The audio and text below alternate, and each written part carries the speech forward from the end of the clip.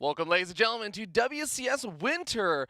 We are going to be moving into our second to last group for the first group stage. Hope you guys are as excited as I am for our really solid players today. My name is Fear Dragon. I am joined by Zombie Grub in the morning. What's up? Yeah, I could act as Nate, keep in line with the past couple days. I don't know if you guys did it last week too, but I won't. Keep in line with what? That Nate starts off. Yeah, that's fair. Yeah. Well, it's good to have you, and of course, I'm looking forward to getting your input on all the stuff that Nate and I have been discussing, especially as we talk about the format for this tournament. If you guys are not familiar with WCS Winter, of course, there are 32 players that managed to qualify to this point through ladder qualifiers, through open qualifiers for each one of the different regions. And of course, with those 32 players, we go through the group stage number 1. 16 players will make it to the next group stage, followed by a round robin, followed by the top 6 making it to an offline finals here at the Burbank studio. I'm pretty excited about it. Zombie Gum, how do you feel about this format? I am so excited about this format, Fear Dragon. Thanks for asking. What about this format excites you? It's different. Wonderful. I am legitimately very happy about the format and the King of the Hill style stuff that's going to be happening with the top 6. But all these guys are going to be competing for a total of $60,000 in prize money, and that's per region. So we got $120K on the line between the two regions. It's pretty awesome. A big up from last year where we had $101,000 per circuit event. Yes, 101. 101. Yes. Definitely didn't have anything to do with the fact that we recalculated the numbers and we said, oh, wait, hold on, there's an extra $1,000 there. That would never happen. No. Very good at math, especially when we do it on stream. But, of course, guys, today's group, let's go over it. We're going to have Serral facing off versus SoulSpirit, the up-and-comer. And following that up, we're going to be going into Namshar versus Ziggy. Then we got the usual going into the lower bracket match, the winners match, and then the decider match before we move into the Americas group, where we have possibly the most diverse Americas group I think we've seen so far. As in, like, lots of people from lots of different places? In the sense that every single player is from a different continent. Gotcha. Oh, that's a good way to put it. Yeah. I didn't realize that. But yes. Only possible thanks to TLO, who is representing good true. old Europe. Yeah. But yeah, our first match, Serral versus SoulSpirit. So Zombie Grub. Yeah. If you had to give percentage odds on who you think is favored in this match, like, is it 50-50? Is it 45, yeah, 55? Yeah, I don't know. Like maybe like a 90-10. 90-10. Nope, Okay. 95-5. That's what I'm going with. Wait, 95.5? No. Yeah. So for those who don't know, Serral is actually our God King. He is undisputed champion right now of StarCraft 2. He won BlizzCon. Yeah. He has been on an insane winning streak outside of one best of 5 that he dropped to Neeb, but he hasn't lost a tournament match since February or like March or something. Yeah, exactly. I think it was IM last year. So he's pretty good. So I say all that not to just dampen your soul spirits out there, but to also set up the stage and say that SoulSpirit managed to actually qualify through one of the first qualifiers for Europe. And he beat some decent players. He beat Koss, he beat Rodson, he beat Stefano. He actually has shown some good games. So I say all this, and just because I want to set the stage for any newer StarCraft fans out there that don't really know how good Serral is. So if this is a bopping, yes, well, please just forgive SoulSpirit. Yeah, well, if this is your first time seeing Serral, then welcome to StarCraft. It's a great game. We are into the first game of the ZvZ series. In the top left, oh boy, does he have some fighting to do? It is the Blue Zerg SoulSpirit. From Dust Gaming. And his opponent, spawning in the bottom right-hand corner of the map, the undisputed champion of StarCraft 2 right now. He is ENT Esports' Serral.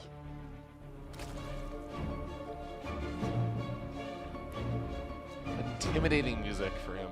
I know, right? This is the part where, like, you set up the nice, maybe there's a chance. He did some good things. It was really cool that he qualified. And I just go, but no. But no, Serral is going to basically just kick his butt. Like, it's tough. I know, of course, guys, some of you out there can already see the Twitch chat saying, well, guys, you're already calling the game. It hasn't even begun. Look, there is a chance, but it is a very slim one. SoulSpirit is going to really have to pull something out. Now, the bright side of things that I think we were actually talking about over the past couple of days is that we haven't actually seen Serral for a bit. okay, We yeah. don't actually know what his form is looking like right now. He is going for one of the earlier pools here and trying to put some pressure across the map, sending the lings around. But again, this is Serral's kind of first reveal of himself in a while. Well, yeah, besides playing Terran. Yeah. We're not counting that one. Tournament. Yeah. You are correct about that. But as I was saying yesterday with Raynor, there's always like, yeah, okay, there should be some question, I suppose. But there's, you know, these guys actually aren't just like slogging through the day like, oh, I got to practice StarCraft again. Like, Serral is a beast for many reasons. But we have some action going on here. So let's talk about that first. It was just a pool first, not even really an early pool. But he did commit to the 6 lings to perhaps make something happen. Already killing a drone so far. Is going to be losing a few of his lings, though, afterwards. Gets 2 drones. I feel like 2 drones is pretty much the ideal of this kind of opening, right? It's very rare you get anything more than that. I would say sure. Yeah, I would agree with that. So, I mean, I think the worst thing that can really happen is like a queen goes down, but that does happen rarely. You're kind of hoping that they just aren't making any lings whatsoever. But the Overlord actually saw the timing of the hatchery, so SoulSpirit knew that, like, something's on the way, even if they didn't actually see the lings. Yeah. And it said it's not even really that committed. So 2 drones, yeah, that's something. And if they had gotten nothing, but they also forced SoulSpirit to make 3 batches of lings, there we go, then that's, you know, not much determined in the first 3.5 minutes of this game. Yeah, and of course, Serral, by going for that kind of opening, did end up skipping speed and going for a lair instead. Going up the evolution chamber, Roach Warren wall off. The Queens hold the line at the front door. That is not an open wall. So those lings cannot make their way through, getting kind of scouting information. But this is usually, when you see this and you start seeing that evolution chamber wiggling and jiggling, you kind of know that it's going to be +1 weapon. You kind of know what your opponent's up to, unless this is some sort of weird mind game. And wow, I actually love that from Serral. He just killed his creep tumor, realizing that this is going to be a potential area to re-wall. Exactly. Oh! Let's some Speaking of lings in, which, though. That's really nice because to your point about being the bamboozling, and it can definitely happen. You know, now you see. Yeah, well, he can do that because he has the APM. But anyways, you see that there's no Spire being hidden back here, or how many gases are being taken, that there really shouldn't be, something like that. So that ling getting through is actually very nice. SoulSpirit's going to be able to read this about as well as possible. And then, well, it's going to go into a macro game, which SoulSpirit is doing, I think, what we would say is all the correct things for his position. He did finish speed, and maybe you could argue he didn't have to, but, you know, he's get a 3rd base, get a hopefully stronger economy, and then meet Serral whenever the punch comes, right? Like, have that timing of the roaches and his own +1, buy enough time for that so that Serral doesn't simply walk over him once he moves out. Yeah. I have to say, it looks so funny when I look at SoulSpirit's larva, because his larva has the mechanical robotic stuff going on, but on the other hand, we end up having all of the hatcheries not actually being robotic, so it's bio hatcheries generating mechanical larvae. Kind of funny. But okay, guys, we're going to see roaches in production for both of these players, but Serral, like you said, I think is going to have that much faster +1 weapons. We'll see what he's able to do with it. Well, if he was setting up for a large attack and, you know, he's getting drones, so I wouldn't say so, then he could certainly do something with it. But just taking his 3rd base, getting drones, a 2nd evolution chamber. I mean, he's not in a hurry to take out this guy he doesn't know. And I guess that's what I would expect from Serral. There are some players that, like, see people and they're like, you know, I probably beat this guy 9 times out of 10. I'm just going to 2-rax him, you know, 14 pool and whatever. And no, Serral's actually bringing the macro game. Yeah. I mean, I guess if you have that much confidence in your play, you don't need to try and take any risks or give your opponent any chances to pull off an upset. And that's, I guess, also how you come out with a 8 or 10-month winning streak without dropping series.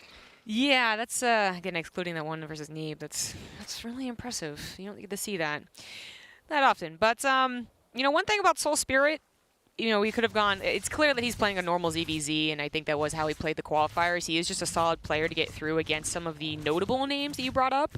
The names, you know, that you brought up aren't necessarily like he didn't beat Serral to do this, right? Yeah, If he had yeah. done that, that would be very impressive. But Stefano's ZvZ has always been but SoulSpirit ZvZ is actually his strength. He does have the best results from that and should be feeling confident at least he has that, like, you know, solid bearing under him, so he can try and take Serral to a late game, and he does all the appropriate things in his ZvZ. But when it comes to the actual Roach movement and decision making, and still probably execution, Serral is still going to be king. Okay, well, we're going to be looking forward to that because so far, I actually really like how SoulSpirit's game is shaped up thus far. He's got a decent number of roaches. He's actually got a bit of a roach lead, although not all those roaches are over here. And while Serral does have the upgrade lead coming up, the upgrade advantage is going to be in about a minute or so. Not right now. And this is great counter damage over here from SoulSpirit with the roach run-bys, poking forward, abusing that roach speed upgrade, and just finding bits and pieces of damage. He's actually, it's not a significant lead or anything, but he does still have that small roach lead. We've certainly seen ZvZs where the Carapace, you know, the lack of Carapace upgrade doesn't kill the Zerg. You know, these roach battles are a little more complicated than just I have numbers and upgrades, but it's also not about winning the roach to roach straight up for SoulSpirit. He did take all of his gases. He is getting a Spire right now, something that Serral does want to see. Actually, I don't know if he pressed the wrong button there, but he's going to send a Changeling, and maybe that sees the Spire because it's not being killed right now. Oh, there we go. Mean spots it out, denies the scout for a bit. The Overseer moves down to the south side, sees all the gas guys are taken, but Yeah, that's but not that odd at this time. Yeah, it's the 6th one that you'd want to see up in the main base, and that's why SoulSpirit didn't take it for so long. But his little like run-by harassment force of roaches is finally caught and destroyed as they both expand vertically. Serral also cleaning up the overlords around him since he went first into Ravagers and SoulSpirit's. Oh, he's not the one going for overlord speed. It's actually Serral who's also going for overlord speed, so he'll be able to take out SoulSpirit's eyes and then have all the eyes of his own. Well, Serral is going to go for that burrow upgrade that he so very much loves and I would say popularized a little bit last year. But we might be seeing the big engagement even before that finishes up. Not all the roaches are over here at the beginning of the fight here for SoulSpirit. Corrosive Bile is also landing on a decent chunk of SoulSpirit's army.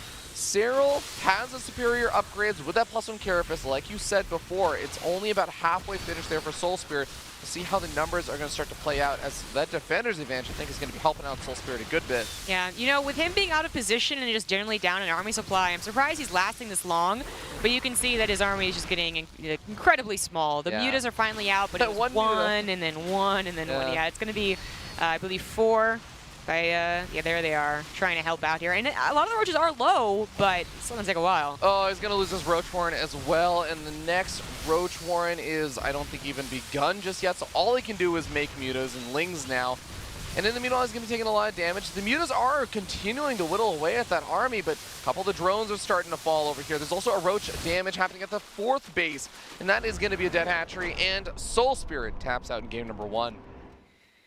Well, we're not going to be surprised that Serral's going to win, but... I'm more just surprised. I felt like SoulSpirit was hanging in there for quite a bit of time. Like, yeah.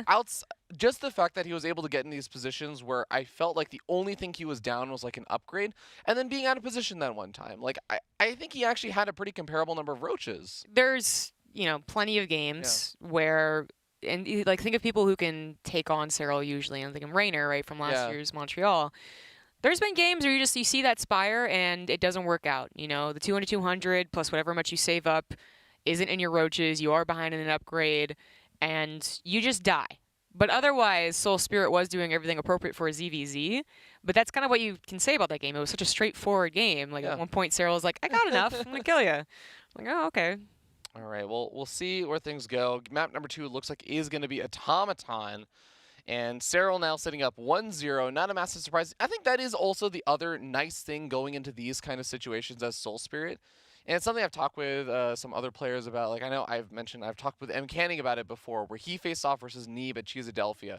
And one of the big things he was talking about is, well, look, no one's actually expecting me to beat Neeb in this situation. As much as M. Canning is a legend and a god, like, no one's expecting him to beat Neeb there. So all the pressure is on Neeb, because if Neeb wins, it's like, okay, everything went as it was supposed to. Neeb doesn't get any credit or anything. M. Canning doesn't have any haters joining in and be like, oh my god, he didn't beat Neeb, right? But when M. Canning beats Neeb, then suddenly it's a huge deal. There's all the pressure there on Neeb. It's Neeb ends up having to play effectively not to lose rather than just to win.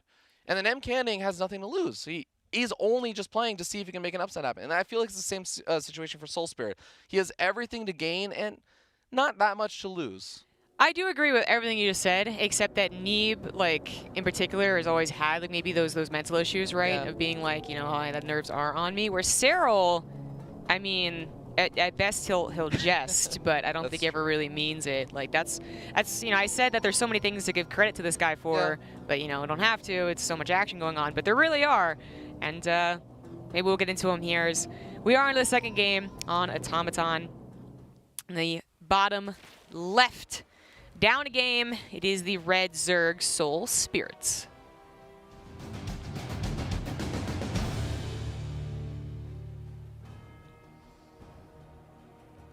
And spawning up here in the top right-hand corner of the map, we have the blue Zerg player from NC Esports. He is Serral.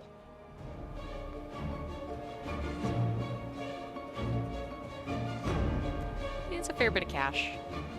He's not doing too bad. Yeah, it's okay. He can afford a few tacos. Few. Yeah. I like to measure things in tacos. But how many yogurts can you buy? I don't know how much a yogurt is because I'm allergic to yogurt. Oh. So I never bothered to. It's not something that I'm invested in. How much could a banana cost? $10?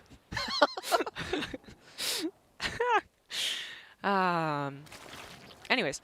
Wait, how much do you owe me for that banana you got the other day? Hold on, now you're making me question. I bought you a banana the other day. It was a Starbucks banana, so maybe it was $10. Oh my god. No, just kidding. Okay. So no differences in the openings. No pull first from Serral again to mix things up. And yeah, all you do is really just talk about how Serral doesn't seem to get phased, you know, and bring up that mentality. Doesn't seem to be an issue for Serral. Yeah, so I do want to mention Automaton, just as a map in ZvZ. Okay. Really quickly, just because... What about it? So, on this map, I always am used to seeing like the PVZs and that kind of stuff on this map, or Protoss players or Terran players trying to wall off, and the distance it has from your actual hatchery to where you would wall off. That kind of build that we saw from Serral in the last game, going for the fast +1 roach weapons and sitting back on 2 bases and going for the wall, it's not really as possible on this map, right? Because of how wide and far away that natural expansion wall would be, right? That's a good point. It is one of the worst ones for it. Yeah, so that does make me wonder sometimes, not always, but sometimes that does force the game into maybe some more Ling Bailing aggression. I feel like European Zergs just come to this general gentleman's agreement, though, to skip that phase a lot of the time and still just go into roaches. It's more like the NA Zergs that are like, no, let's duke it out with Ling Bailings again. But we'll see how this one goes. I agree. It's you know, maybe the Koreans as well, more about the Lings whenever we do see a ZvZ in Korea. That's true. But no, the European Zergs, I mean, maybe this is partially just that, like, you know, we see so many European Zergs that it's hard to remember when is it 50-50 on a Ling bust or what. But I do have the feeling that it's going to be right into those roaches with maybe a test, because it's often what it feels like when you get up to the pro gamers that are Zergs, as well as, you know, different styles, Europe, North America, whatever, is that it's more just like a test. You know, like, did you get a Baneling nest? Did you also get 16 Lings with that third base type thing? And then, you know, very rarely does it actually add up in anything, maybe like a tiny lead, but not really. They both are getting Baneling nests, but it is Serral going for at least a handful of Lings first. SoulSpirit should, unless he tries to get away with it, right? And if he tries to get away with these drones and no Lings, okay, there we go. Could be bad. Yeah, and I'm really waiting to see if Serral decides to go a bit back into drones after all of this, because SoulSpirit, like you said, is starting to add on his own Lings. And if Serral wants to, this is a place where some Zerg players can just heavily commit and make even more Lings to follow this up and trying to get damage done to the Ling Baneling wars, but no. He's going to be adding on drones behind this. This is just a test, like you said, a pressure to make sure that SoulSpirit is up to snuff on his Ling Bane micro. His Banelings are a little late, so this is a little complicated. Serral already had his Banelings morphing off to the side, but there is the Queen tanking them, so at least they're gone. 2 more are on the way, but now SoulSpirit has his own. That hatchery's already about, like, 40%, though. That's scary. That one Baneling really buying a lot of time here for SoulSpirit, but the Queen's starting to get surrounded. A couple of Banelings for SoulSpirit about to finish up, but the Queen, #1, already goes down. Second Baneling does finish up there. Serral does get forced back. Hatchery is still very low on hit points, but remember that Serral was not making more lings behind this. He was droning up. He gets up a few more lings, of course, for the defensive purposes now, and maybe to poke a bit more later on, but this isn't something that Serral's just going to be able to dive in on top of the hatchery for right now. Yeah. And that test I was talking about, it also is, it's not just about, like, did you just die to Banelings like GG? It's also, like, did you appropriately drone with me? And SoulSpirit actually did a good job of reading the situation and not overcommitting to the defense or overcommitting to a counter either, as they both are droning. And now, of course, SoulSpirit has a few more lings so he can poke across the map, but he doesn't have banelings of his own, and I don't think he really wants to morph in more banelings. Okay. Takes a bit of a hit there. That's going to sort of spike things into Serral's favor, so he can chase back across the map, continue with his own banelings, and try and force a few more lings than SoulSpirit wants to make right now, where SoulSpirit has +1 missile attack on the way. He probably wants to get up his Roach. Ooh, nice run by. Gets a handful of workers there for Serral. I must have thought it was an overlord or something. I did not see it on the minimap. That is nice. The lings here do grab a queen. And, you know, sometimes that can spiral out of control if it is just continued ling pressure and you don't have injects. But if SoulSpirit has any more units on the way, well, it actually doesn't have any banelings. He has one baneling. Come on, buddy. All right, that one baneling is going to go off. It does take out one of Serral's banelings. The other baneling does get picked off as well. And SoulSpirit, okay, has to deal with 2 more banelings here, but he's handling this really, really well. Yeah, certainly. I mean, maybe some uneven trades with the banelings here and there, but he is keeping up on those workers, even shooing away an overlord there. Either it gets out of sight of ling pressure, you know, it doesn't actually cover this hallway, or it dies. Just a potential supply block. Yep. SoulSpirit about to pump out another 16 Zerglings, and that's going to help not only push back this pressure once again from Serral, the back and forth of ZvZ, but as long as he doesn't take a big baneling hit, well, okay. Man, Serral's actually great at detonating these banelings in range of the hatchery, as well as getting a couple of lings. So that hatchery is back down to red now. Yeah, that's a good point. I wonder if he's been getting larvae as well, perhaps. It doesn't look like it. I think it's been detonated on the north. It's hard to get to the south side. If he was on the top spot, I think that actually would have been the case, though. So there are some minor differences going down here because of all the pressure that SoulSpirit is sort of starting to fall behind on. I mean, obviously we have Army being an issue as he makes 8 drones. He sees that there are roaches, you know, maybe even coming across the map, so now he's going to buy time. And then I was going to mention his gases too, but he is trying to buy time with this run by into the main base, maybe grab a few drones. But what about these roaches? Will SoulSpirit have an answer to those? He's building them right now. Yeah, his roaches will potentially soon have roach speed. With the time that he's buying, I think that, well, he was hoping that he could buy enough time to get up his own roach speed upgrade. Maybe use that a little bit to help out with the fight. But I don't think it's actually going to finish up in time. The roaches are already here. 4th base under attack. This is actually just going to try and act as a big health buffer, but he's going to have to cancel it pretty soon. Canceling would be the worst thing in the world. I mean, he sees the timing of Serral's 4th base, and there's some banelings. That hatchery even lower now. It's actually very snipeable. Actually. And this one didn't get canceled. Yeah, he doesn't have any time now. Also, with the 4th base getting sniped off, if Serral just goes down to the 3rd base, he could easily snipe that base, but there are a lot of roaches going to intercept him before he can make his way down there. Snipes off a queen. But Serral going to be losing a lot of roaches in exchange for this. You know, Serral was the one that was later to that roach speed. There's a mistake that was made. Well, his lair got started after SoulSpirit started his lair at the same time as Roach Warren. Serral began roach production before going into his lair, so his roach speed was just a bit later. Yeah. They say it was a mistake.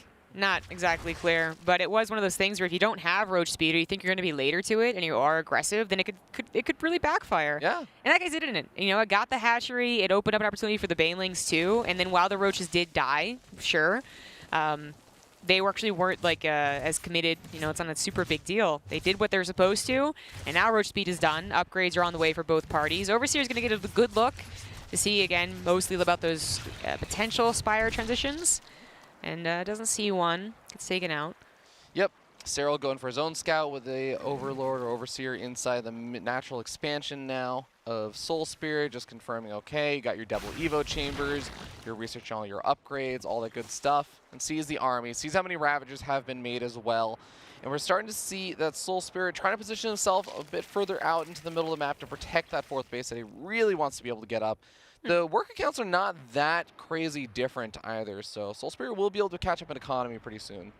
Yeah, he's really like standing almost I am toe-to-toe. super impressed with SoulSpirit right now. Yeah. It's so funny because we still could see, SoulSpirit is still just slightly behind right now. And we still could see SoulSpirit get 2-0, but I really feel like this has been an impressive showing from him. I definitely agree. They are all spreading out their overlords since they both get speed. Serral is going for Tunneling Claws and Burrow, something that you got to keep in mind as you get to these later stages of the Roach Wars. Like, how are they going to add on? Or, you know, maybe they go for Hydras or Lurk or something like that, but a lot of Tunneling Claws in ZvZ. Not a big surprise. And SoulSpirit's already prepared for that. Actually, so is Serral. They both have Overseers running around on top of their armies and constantly checking. Yep, we got the Hydra didn't finally be added on as well for Serral, so he's not just thinking about the Roach run-bys, which he's already actually managed to sneak in over here. He might be able to snag a kill on a Queen or maybe two. And actually, oh wait, did he kill the third? Yeah. Oh. That's a building third, not a done third. Oh, I was like, wait a second, that's not a 5th base. No, it's not. That is a nice snipe. Now, the nice thing is that they're both kind of maxed out. Oh, that might change soon. Okay, Serral is going to take this fight. Looks like maybe he was going to retreat, but SoulSpirit is even pushing the issue by just running into his army. He's got the concave, and he's trying to snipe those Ravagers, and he's pretty effective at it. Yeah, I actually really like that fight so far for SoulSpirit. Like you said, he had the concave, but he was also closer to his own side of the map, so he knew that if Serral decided to push the issue and take the fight there, he would have been closer for his own reinforcement, so his Roaches would have gotten there just a little bit faster. We see that Serral's trying to split off some Roaches, but SoulSpirit is on top of that, sending his own to try and intercept those and snipe them off. But remember, that he is committing more of his own Roaches than Serral did, and Serral actually just burrows, is going to be able to circumvent that. More of the army for SoulSpirit is now out of position, and he's going to be losing the Ravagers, which are actually in the back of this army. Yeah, just a little bit slower there, so kind of tit for tat in regards to the Ravager snipes. And there's the Burrow that's, SoulSpirit would have noticed the graphical change in the Roaches. Instead, he's already having Overseers with his army, but it is harder to deal with the Tunneling Claws Roaches often than it is to actually use the Roaches, as you were saying. Oh, and this is the tough part. Sure, you have an Overseer here. What happens if the Roaches split into 2 groups? You only have 1 Overseer over the burrowed Roaches, so he splits up into the main base and the natural. Looks like those Roaches for Serral, they're buying a little bit of time, but not actually being able to get too much drone damage. This was a very nice reaction by SoulSpirit. You know, he didn't have 20 Roaches defending 5 or even more than like 6 of his own. So that was really nice. And he had the high ground here, so that's why he was defending. But Serral splits his army to try and get that concave, forces his way up the ramp. He does so, but even upgrades here. But 7 seconds, 6 seconds, then Serral have the upgrade lead. Yeah, is it going to come in time, though? We have the reinforcements from the 4th base for SoulSpirit coming on forward, but then they retreat back because they realize there are more burrowed Roaches inside the natural expansion. He's taking drone damage. He takes a big Corrosive Bile trying to chase after Serral. He took a good main fight there, but he's taking way too much economic damage behind it. Yeah, 12 drones pretty quickly there. Really going to start to add up, and even still not dealing with the Roaches is going to be more damage. SoulSpirit was starting to bank a little bit, but that is going to change. Meanwhile, Serral getting to a 5th base, still on his 66 workers, and now just in complete control of the map. Even though we may be losing some of the main battles like a little bit, he is finding rewards elsewhere. Absolutely. Even getting up that Hive tech is actually so scary. It allows him to not only get up additional upgrades, but, well, hold that thought. We might not even see Hive tech come into play here. Serral is on the convex of this fight, but he is getting so much drone damage done that SoulSpirit is actually fully all in at this point, sitting at half the worker count. He is diving in on top of a lot of Serral's Roaches, though. He's finding an opportunity, and he is up in army supply. Serral's also starting to add in some Hydras. He has all this investment into the future with the Hive, the Hydras, and their upgrade. This could maybe be a moment. Serral has some army still around killing economy that SoulSpirit does just go for the all-in. But as I say that, SoulSpirit also has a lot of armies still trying to keep his economy not even intact, just keep anything at all. Yeah, man, the Hydras can actually also, if they really need to, they can snipe off that Overseer, and he can do some cute little burrow micro if he really wants to. But here we go. Ravagers trying to Corrosive Bile the army of SoulSpirit, keeping him out, keeping him into an awkward spot. Now, SoulSpirit, because he's on a timer, he is all okay. He goes up the ramp. He has to go into a bit of an awkward spot. Serral can force a bad engagement here, at a bad angle at least, for SoulSpirit. That's exactly what he's trying to do. He is down an army supply. You know, SoulSpirit used that bank to mostly max out, not replace the drones, but the concave, the high ground, the Hydra DPS, the Queen's even coming forward. Seems like Serral is going to be able to hold, maybe even with ease. Yeah, SoulSpirit is getting pushed further and further back. GG gets called. Serral takes a 2-0, but it was a hard-fought 2-0. Yeah, it was one of those things where, like, you could expect with the name Serral versus, you know, who's SoulSpirit kind of thing. Like, you could expect the first Roach attack to win. Yeah. Instead, it was Roach, or it was Lings, and then it was Roaches, and then it was Roaches, it was Tunneling Claws Roaches, and then it was more Roach battles and Ravager battles. And then Serral kicked it in a high gear and had everything going on at once. Like, it took a while for Serral to actually beat this guy, despite their significant difference in, I guess, renown. Yeah, I feel like this is one of those opening scenes in, like, some TV show or something where you have, like, the prodigy come into, you know, some, like, basketball player or something comes into some lower income area and finds this guy playing street ball, plays against them. And even though the prodigy beats the lower income, you know, the kind of random street baller, he's like, you know what? Actually, you're pretty good, kid. I'll see you in a year or so. And then you start to see the gradual climb of this guy. I'm really looking forward to seeing the rest of SoulSpirit in this group. We just really built this guy up, but seriously, that was a very good ZvZ, and luckily for SoulSpirits, you know, there is a Namshar in the group with performances like that. I think he could upset the other names, because he really is, like, I mean, he's the guy that just, like, is, you know, we ran through the qualifier and it was like, oh, it's Soul? There were actually no, it's SoulSpirit. Yeah, there were actually people who just don't know who he is at all. I forgot who he was because I'd seen him in some show matches before, but that was like back in 2014 or something. Oh, yeah. But all right, guys, we got another match of StarCraft coming on up. That's not with Serral or SoulSpirit. In fact, it is with our other two players in the group for Group G. It is Namshar and Ziggy. Zombie Grub was already talking about Namshar. He is a super solid player and a really good friend of Serral. I kind of felt bad for him. He landed in a group with his really good friend. But Ziggy, also a solid Terran player. Well, I'll be finding out who's going to be coming out on top there and who's going to have the honor of facing off versus Serral in that winner's match, who goes to face off versus SoulSpirit in the loser's match. So we'll see you guys in Namshar versus Ziggy.